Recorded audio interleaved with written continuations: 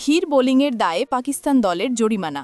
শ্রীলঙ্কার বিপক্ষে ৩ match one day সিরিজের প্রথম ম্যাচে ধীরগতির বোলিংয়ের কারণে শাস্তির মুখে পড়েছে পাকিস্তান ক্রিকেট দল।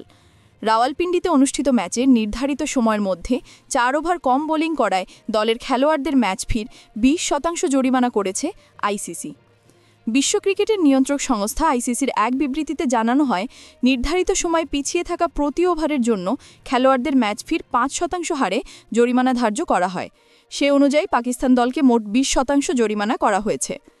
ম্যাচ রেফারি আলী নাকভির সিদ্ধান্ত মেনে নিয়েছেন পাকিস্তান অধিনায়ক শাহিন শাহ আফ্রিদি, ফলে কোনো আনুষ্ঠানিক শুনানি অনুষ্ঠিত হয়নি। এর আগে সিরিজের প্রথম ওয়ানডেতে ৬ রানের রোমাঞ্চকর জয় পেয়েছে পাকিস্তান।